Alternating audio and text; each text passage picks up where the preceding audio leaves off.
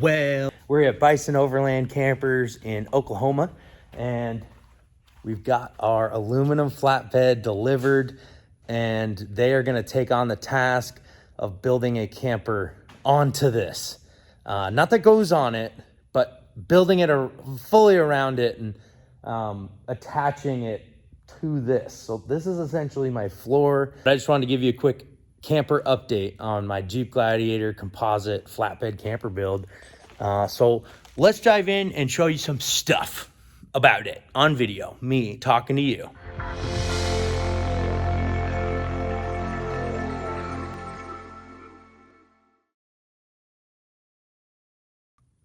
So that is my camper in the corner. That's basically what it is right now. It's 12 inches narrower and 18 inches shorter than the Dodge Mahal, but we're sleeping north-south. We're gonna have more sleeping room by about 10 inches. So I'm not gonna be hitting my head and feet against the walls like I was in the Dodge Mahal. So it'll feel bigger in that sense. And it'll feel bigger in the sense that I'll have these big windows, the big rear window. The Dodge Mahal had tiny little windows. As they said in Canada, oh, look at the little compartments in the tiny windows. I'm Canadian, so I can do that. Super thick, 3-inch composite, almost overly built, but it's just gonna be stronger and it's gonna be insanely insulated. That's the benefit of composite. The insulation, and it's just so light. The reason it's just these panels is because we wanted integrated wheel wells in the Jeep Gladiator flatbed. So we've been over this a bunch, and why we went through all the effort, and Kevin from Nichols Auto Fab built this beautiful custom bed because we've got the floor now about 8 to 10 inches lower, which is huge. You might notice on some campers, and even some that these guys build, they're a little bit taller. They have a little bit more gap over the roof, for example, of the truck. A lot of that is because it needs to be taller so that you can function inside with it. And also it's a good standing height for the interior. So my roof height is gonna be 8 to 10 inches lower as well. All of this is gonna mean a lower center of gravity, and the truck is gonna handle better. I built it into a very capable rock crawling Jeep, and I wanna try to maintain as much of that as possible with the camper. We crawled a crazy line in Disney, Oklahoma yesterday, and I really think I might have been able to do it with the camper. Maybe I shouldn't have, but anyways, I am so excited to see what this thing will do with the camper. If I would have done a flat deck like this, for example, my camper would have already been done. I could have showed up and got it mounted and it would have been easy. But since I wanted to do this way, I had to bring these guys to bed, and I'm so thankful the way that they're doing this because, Drew was like, we really want you to bring us the bed and we'll make sure the camper fits it as best as it can versus building something that when I get here doesn't quite fit this. It's way easier, obviously, to measure out a flat floor and say, this is how much space you have to work with, put it on your truck. And that's what a lot of times what happens is these guys build a camper, they don't even see the truck until it's install day.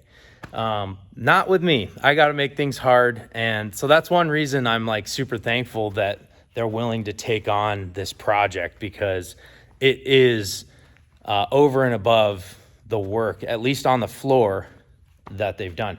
Now, they're obviously fully capable of it. They do so many different modifications to every camper. We just did the walkthrough on the garage camper, which has this massive garage in the front.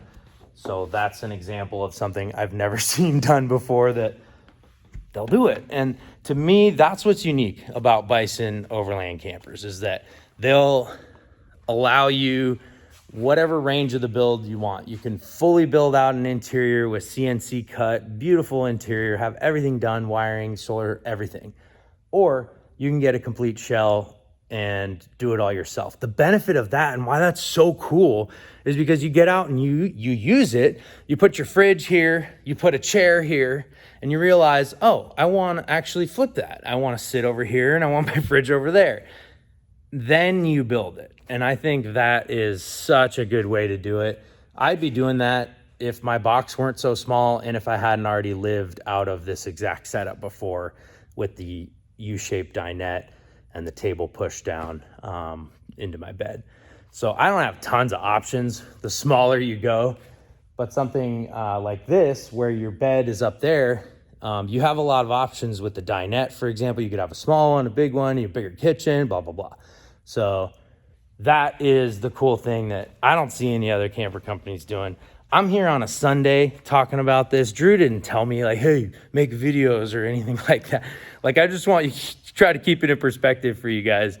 I am just so stoked about where the camper's going and how it's getting done that I wanted to just blah, blah, blah, blah, blah. Make video. I love talking, man. I'm a chit chatter.